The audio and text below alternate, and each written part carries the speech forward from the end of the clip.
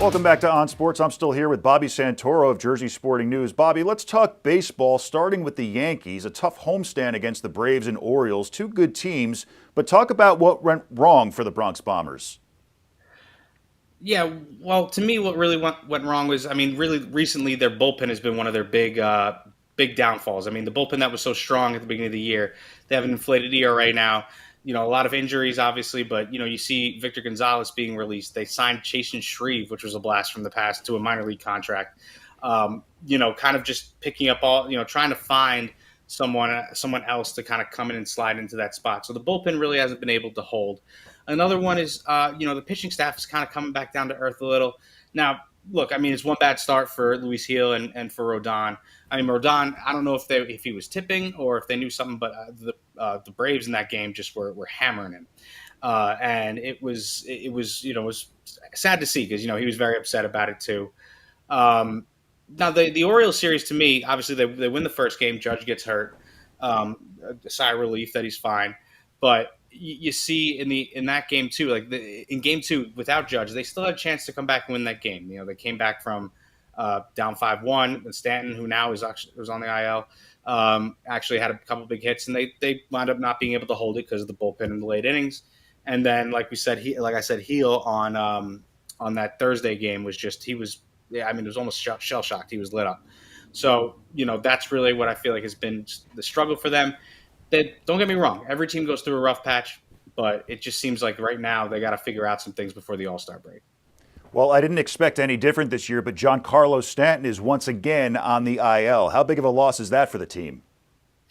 Well, this year, yeah, I think it's actually a very big one. And we knew, everyone knows, even Brian Cashman said it, that it's part of his game. He's going to go on the IL. Now, this year, he's actually been thriving, I think, from having Judge and Soto in the lineup with him. He doesn't have to be that guy, or he doesn't have to focus on him as he normally has. So he's actually been, while the average hasn't been the best, he's still been having one of the better seasons he's had as a Yankee. So, with that, you have him on the IL, which is not going to help. He's going to be 4 weeks. Then with him, by the time he gets ramped up, we see it with him too, that when he comes back from an injury, it kind of takes him a little bit of time to get his timing down. Again, to catch up to fastballs with that swing of his. So we'll see what happens with him, but it's going to hurt a little bit. They're going to miss that power bat. They called up Ben Rice, obviously, before Giancarlo got hurt, and now they call it Peraza too. So, you can't replace that power, but you can certainly try to replace, someone getting on base and trying to, manufacture more runs. Now, the Mets received J.D. Davis, the former Met. How much do you think he can contribute with Stanton's injury? So J.D. Davis, I was looking at his stats. This is a classic Yankee move right now. I don't. It could be a lightning in a bottle that Cashman has, but J.D. Davis right now, he's batting 236, has 4 homers and 5 RBIs, which is crazy. That means the majority of his home runs have been solo shots. But this is your typical. You're trying to grab someone who you think you can catch lightning in a bottle with. The 236 batting average is what really bothers me. But with me, what I'm assuming is it's going to be him and Ben Rice kind of platooning at first base. Rice against righties and J.D. Davis against lefties.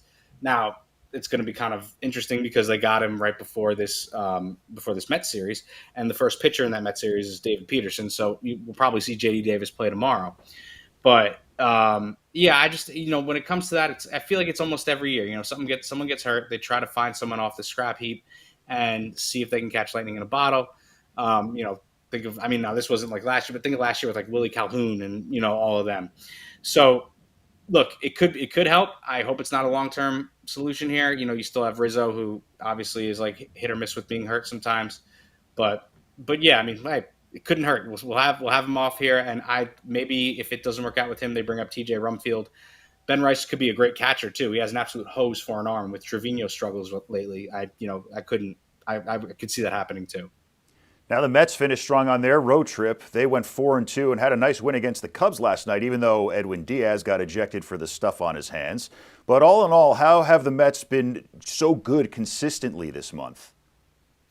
Well, their offense has started to pick up, and like we talked about, them switching around their lineup has really, benefited them. Lindor has been, kind of, ascending to the place he used to be, or the player that they thought they were getting.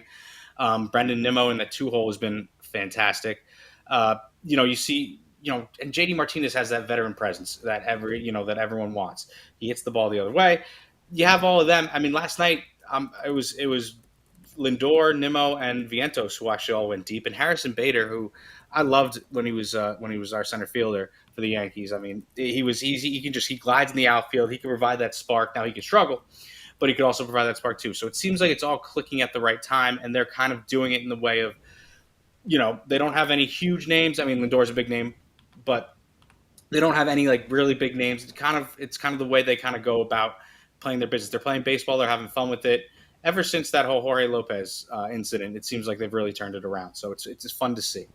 Now, are the Yankees going to slow the Mets down in the upcoming Subway Series? Well, that's to be determined. I could see either way here. I mean, the Yankees have both their top starters going. You have Garrett Cole going tomorrow, and then Luis Gil going on Wednesday. Now Garrett Cole is going up against David Peterson, and Peterson has been one of their top pitchers. So he's 3-0 on the year. We'll see if Peterson can slow down the Yankee bats. It really depends on how that lineup goes. I could see them splitting, but I could also see, if Garrett Cole looked great in his last start, his first start back. So you want to see him kind of go deeper, maybe shut down the Mets. That's what might be the issue. Now, if he's off his game, I could see, the Mets, kind of knocking him around a little bit. If you ask me, I say they maybe split it. That it might be close games in both, because if the Yankees continue to not be able to hit, it's going to be tough for them to get hits off Peterson.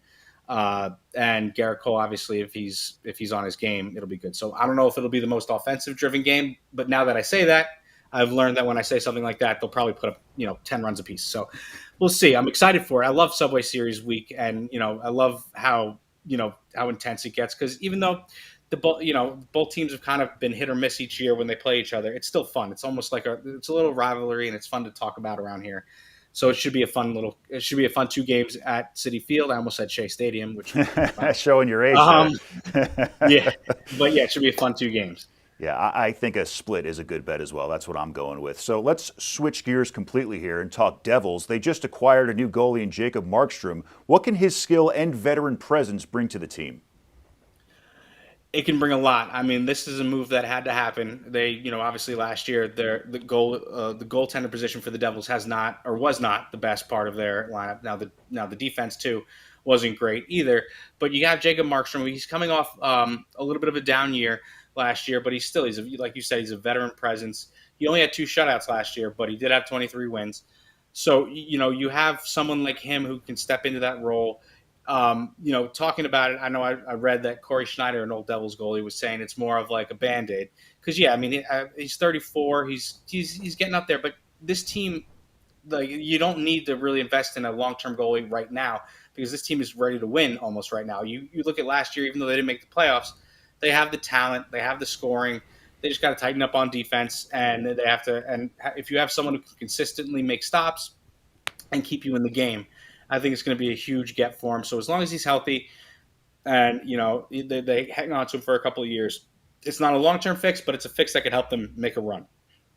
Bobby Santoro of Jersey Sporting News, always a pleasure, and happy first birthday to your daughter. Thanks, Mike. Have a great day. Head over to ONNJ.com for the latest news and sports anytime.